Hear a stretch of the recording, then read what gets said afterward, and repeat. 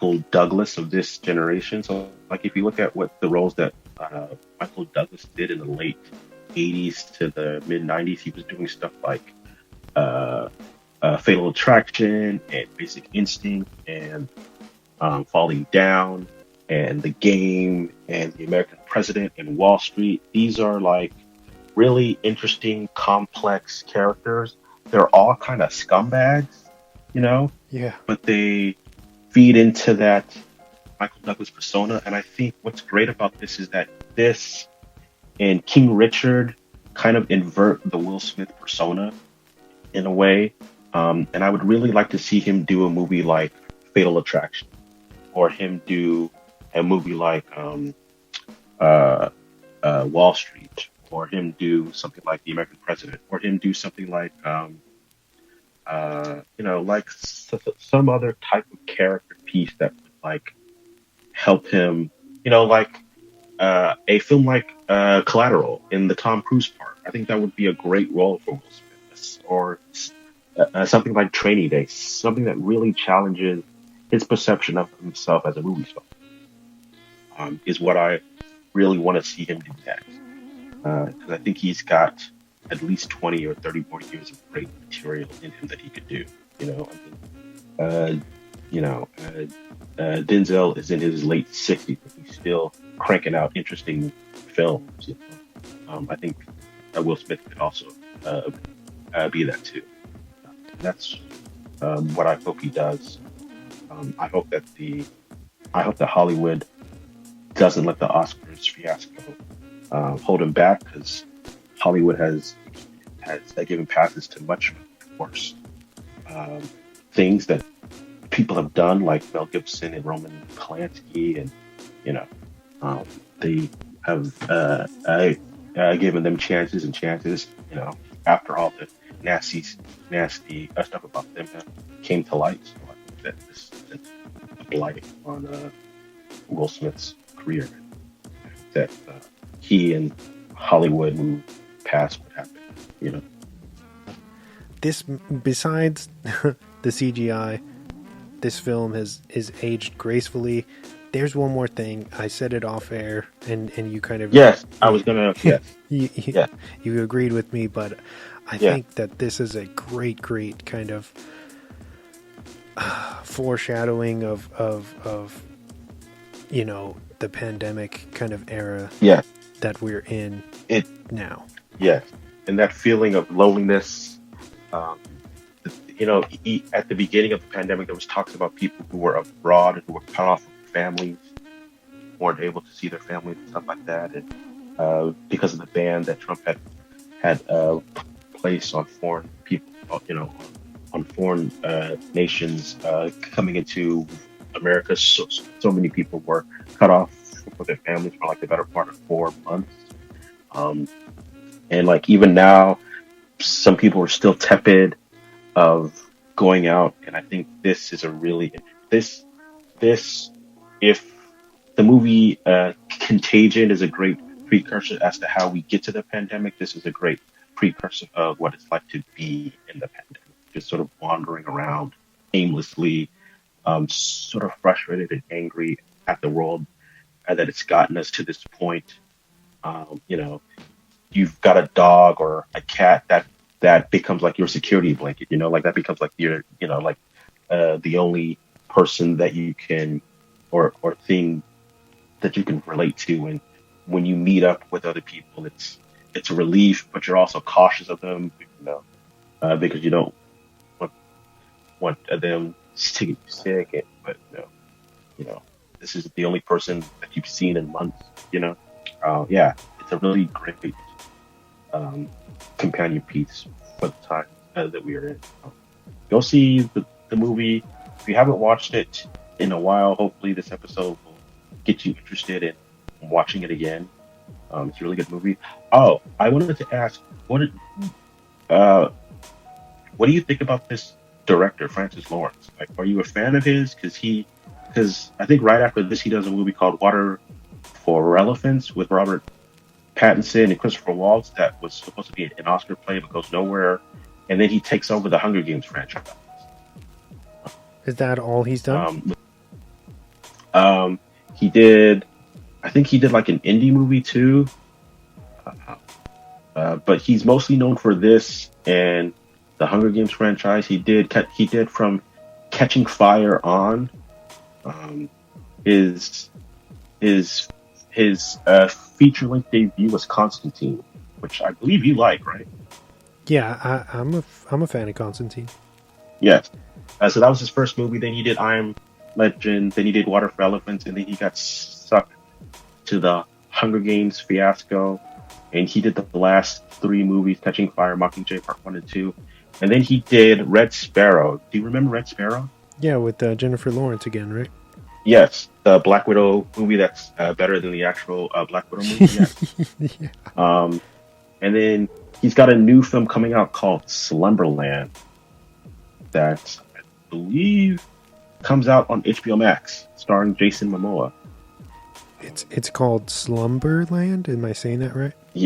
Yes, that's the state of movies that we're in now. They're naming films Slumberland. That's how bad it is out here. But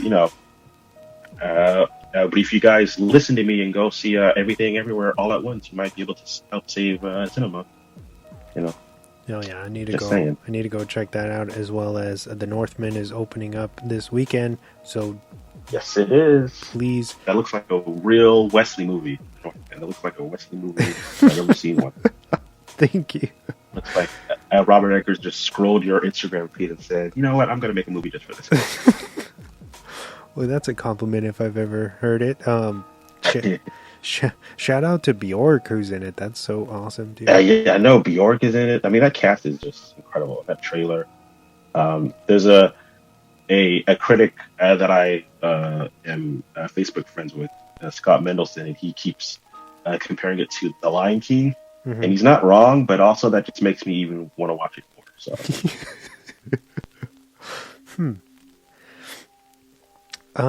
Okay. So since we're wrapping up, I'll talk about what we're going to be doing next week. Chris Pollock will be back for our end of April takeover, and Yes. we're going back into John Woo territory with a review for The Killer from 1989. Okay. I'm stoked. I've never seen that movie. I need to jump on my John Woo stuff because I've only seen some of.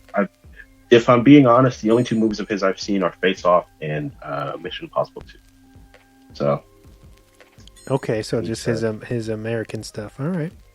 Yeah. Well. Yeah. His wheelhouse is far more than that. So go back. We don't get a chance to do a lot of kind of foreign films on here, so I'm really excited that Chris brought this on for the for the end of this month. It's going to be a lot of fun to sit down with him. Again, Chow Yun-fat is fucking awesome. So yeah, The Killer coming. Go ahead. Can I make an embarrassing confession on this podcast? Sure, go ahead. The first Chow Yun-fat movie I saw was Bulletproof Monk. Really? Not Crunching Tiger, Hidden Dragon? Really? Nope. Bulletproof Monk, baby, with him and Sean William Scott. In that movie, Chow Yun-fat gets a blowjob from a white lady who you find out is actually 70 years old. And he hasn't made a film since 2017. But he's got a new film out called Silent Night. The cast was announced for that too. With Joel Kinnaman, that's right. Ugh, Joel Kinnaman. Ugh. But yeah, I'm excited to hear your guys' review of it. Chris is a cool guy. Yeah, he's great. He is great. We got to do our Collateral episode together soon. Oh yeah. Have you seen Tokyo Vice yet? I have not. Have you? Is it good? I've only seen the first episode, but so far, I dig it. I dig it. I'm kind of trepidatious because I don't like the main guy. Yeah. Ansel Elgort. Yeah. Whenever he's on screen, he looks like he smelled somebody fart, and I just can't get over it. You know what Chris said about him? He said, other than, and I know you don't like Baby Driver, CJ, but he said, other than Baby Driver Ansel Elgort is very much milk toast, and that's Yes. always stuck with me. I kind of think he's kind of bad in West Side Story. But that's just, I couldn't. I just stopped that movie because I didn't care so much. Spielberg is crying right now. Yeah. You know, You stopped it. The Oscars didn't give you it. I can't. I think it no respect. You know, and good on him for fixing. You know, the how do you say the brown facing That stuff. movie was, yeah, I guess if you're gonna remake a movie, I guess that's why. But that movie just felt so. It's fine. Like, it's cool. I had a good time watching it, but it's so. Spielberg is at this weird point in his career, which we should talk about. We should do a later period Spielberg movie and try to find out what the hell is going on with that man. Yeah, that would be fun. Yeah, he's just doing weird shit. Like Bridge of Spies. What the hell is that? What? It felt like a history class lesson. What the hell? Why are you telling us? What? This is the movie you want to make? Bridge of Spies, Spielberg? Really? All right. It is what it is, man. For another show, I suppose. Yeah, for another time. Thank you for having me on. It's always nice when I come on the podcast and get to hold it hostage for 4 hours. So yeah, no problem. It's my pleasure, man. Real quick, before we sign off, we have, for everybody listening out there, we have an IG handle. It's @dropthemic_podcast. If you're interested, follow us on there. And also subscribe to us wherever you listen to podcasts. We're on all major podcast platforms. With that being said, thank you so much, CJ, for making time for the show. It was awesome to sit down and talk about this film and revisit it and just kind of. It was awesome to having not seen it for so many years, like those feelings come rushing back of, wow, this is like a beautiful movie, you know what I mean? Like, yeah. In a lot of ways. I agree, totally agree. So, thank you for being the catalyst for this episode. It was so much fun, and thank you for putting up with me throughout this 8-hour podcast. Yeah, no problem, man. You're always an interesting fellow to kind of shoot the shit with or interview or what have you. So, thank you for. Yep, no problem. Thank you for being my friend, first and foremost. Oh, my God, you're gonna make me cry. I was not prepared for that. You are a great. You are a great person to talk about movies with, and I always enjoy our conversations. And thank you for being my friend. How about that? Yeah, no problem. Glad to do so, all man. Right. But until next time, we'll say good fight and good night. See ya. Everything just fell apart. There was no evacuation. You're wrong. plan. There is a colony. I know, okay? How do you know, Anna?